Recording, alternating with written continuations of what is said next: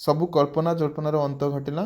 ଓଡ଼ିଶାର 14ଗୋଟି ବିଶ୍ୱବିଦ୍ୟାଳୟରେ ନୂଆ ଭିସି ତାଲିକା ପ୍ରକାଶିତ ହେଇଛି, ସିଲେକ୍ସନ୍ ଲିଷ୍ଟ ଆସିଯାଇଛି ତ ଦେଖିପାରୁଥିବେ।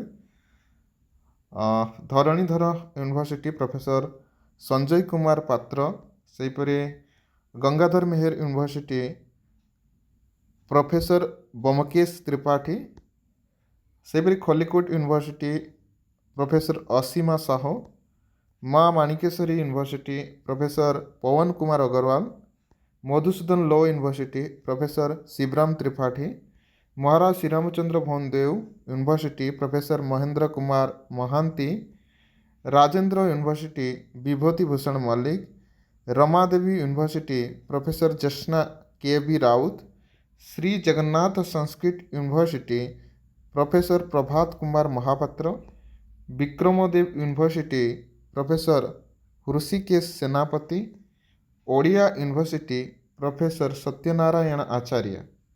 तो ये तालिका थिला ओडिशार 14गोटी विश्वविद्यालय रे नुआ भिसी मानकर तालिका।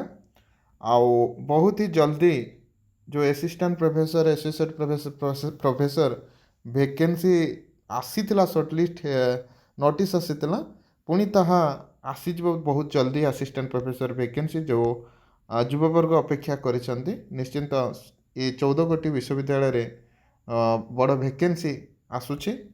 तो यह ही सूचना थिला 14गोटी विश्वविद्यालय रे से प्रकार नुआ भिसींकर तालिका। धन्यवाद। मो सहित जोड़ी होइतबार, VSS के सहित जोड़ी होइतबार। जय जगन्नाथ, जय माता।